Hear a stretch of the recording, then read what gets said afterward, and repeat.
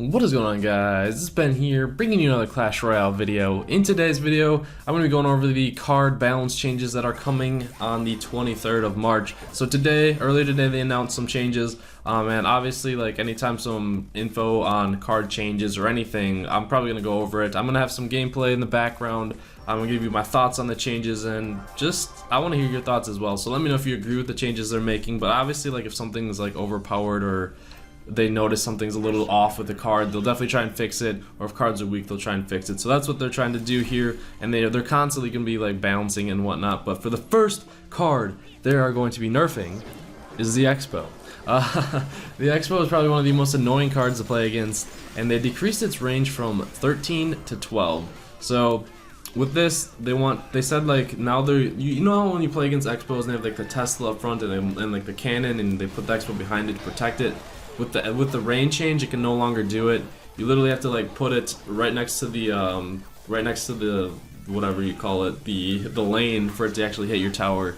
So the Xbow will be way more vulnerable, a lot easier to take down. I mean, it'll still be there, but it just won't be as strong. So I'm happy about the nerf because this is one of the most annoying cards to play against.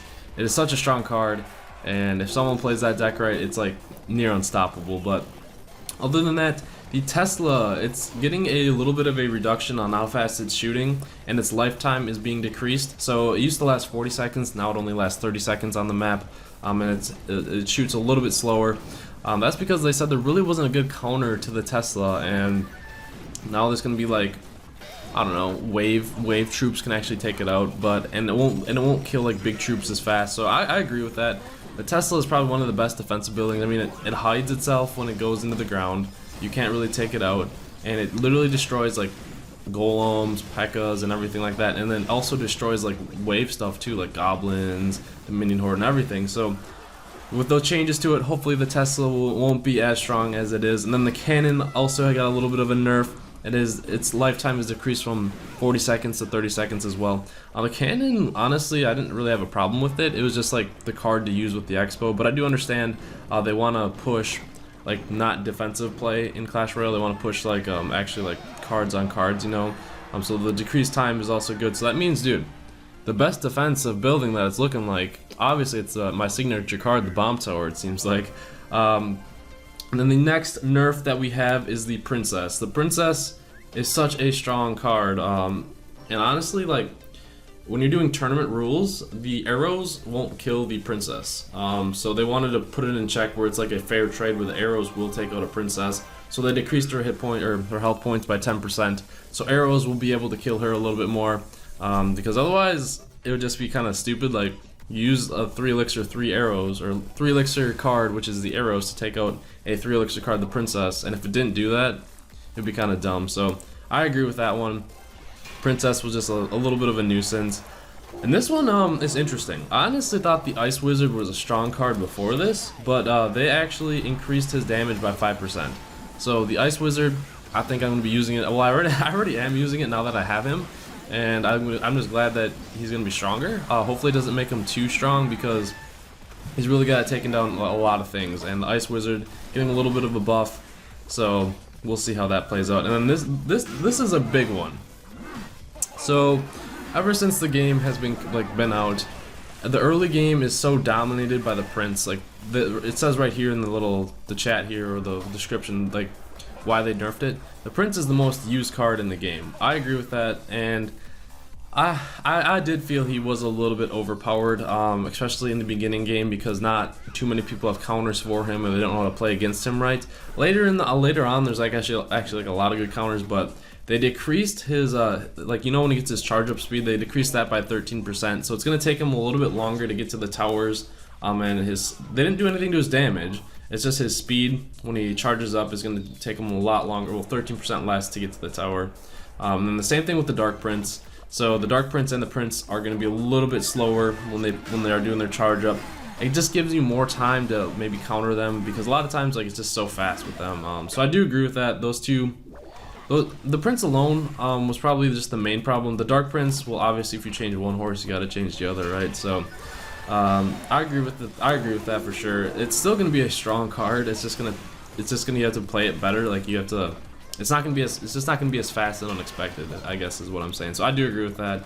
So I'm kind of glad for that one. And this one makes a lot of sense, but we'll have to see if she's still used. The Valkyrie hit points and damage is increased by 10%.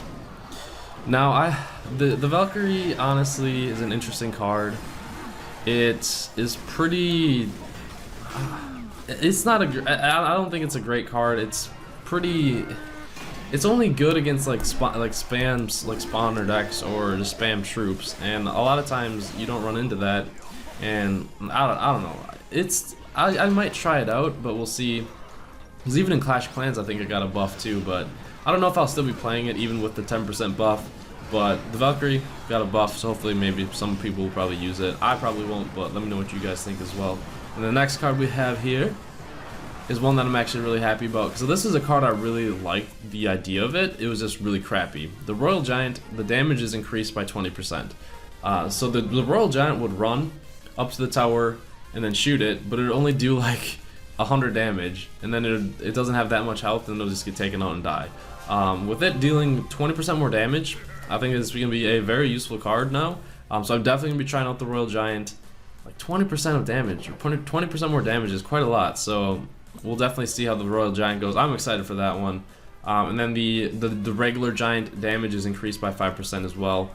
And then this is another change to these spells here. We have the Rage spell is getting it's actually a pretty, well, it's not pretty big, it's just kind of a changer, if that makes any sense. So the Rage gives 40% movement and attack speed boost. It was 35%, but now it's 40%. But the duration is decreased by 20%. So they're making it shorter, but they're giving the movement speed and the attack speed more. So honestly, it's only 5% more, so I'm sure we'll still use it the similar way, because usually the duration doesn't matter too much, because it's usually one push you go with the Rage spell, and then it's like done once they die. You don't really use it again, you know what I'm saying? So the duration ending isn't going to be much of the problem, but them giving it the buff will be interesting. And then the next up we have the Poison spell. Poison spell is actually really good, but they're increasing its damage by 5%, so I think it's going to be a more enticing option for me to use and a lot of other players with the more damage. It's already good itself, so giving them the buff, I think we'll definitely use it. The mirror, when it mirrored legendary cards, it was a little off. It would give them like a higher level than you would even have yourself, kind of. So they kind of, when you mirror a legendary card, it is one level lower now than previously. So that's the only change to the mirror. The Three Musketeers now cost 9 elixir. That is the only change. Their damage and stuff is the same. Everything is the same. It is just 1 less elixir. So maybe that actually is pretty big. Changing the elixir cost by even 1 is substantial, because then you could say they do try and counter your Three Musketeers. You can actually only wait up for another one to maybe drop goblins to counter whatever they do if they try and be aggressive after. So that 1 elixir might make them pretty strong, I think. So I'll definitely be trying out the Musketeers as well. The archers now, like, their initial attack is a little slow when they first start attacking. It's going to be like the Spirit Goblins, where it's almost instantaneous when they lock on. So hopefully that'll give me a buff to the archers. I mean, I really like the archers, but any kind of buff that they get will be pretty good. And this one, I feel as though it's gonna be interesting. The balloon hit points is increased by 5%. The balloon is strong. If unchecked, the balloon is very strong, and that little 5% will definitely make a difference between it gets to a tower and doesn't. Because when the balloon drops its like bomb and it actually hits a tower, it does a crazy amount of damage, and just that little extra health will probably change a lot of fights. So look out for the balloon, guys. I know it's only 5%, but that actually is quite a bit. Oh, and I don't know. We'll see how what the balloon's gonna do. I don't know. And then the last one we have is the witch damage is increased by 5%. Not many people are honestly using the witch. She's good, but she's not that great. So I understand the buff. But those are the changes. The big ones to look out for are, on my radar, the balloon. That 5% will definitely make a difference, I think. The next ones is like the Three Musketeers. Anytime you change elixir cost with a card and not change anything about it, it's still gonna be like really strong, dropping those Three Musketeers. It's gonna be interesting. I'll definitely look out for that one. The poison spell is okay. It's already strong, but they're making it stronger. Okay, the ice wizard as well, and then the royal giant. Those are the ones that are on. I'm looking out for, that I'm happy about. Another one I'm happy about too is the Xbow, because Xbow needs to die. Just 'cause I'm not an Expo user. If I was an Expo user, I'd be like, no, don't nerf it, but I understand it. So either way, I hope you guys enjoyed the video. What cards are you excited about the change for? I already told you mine.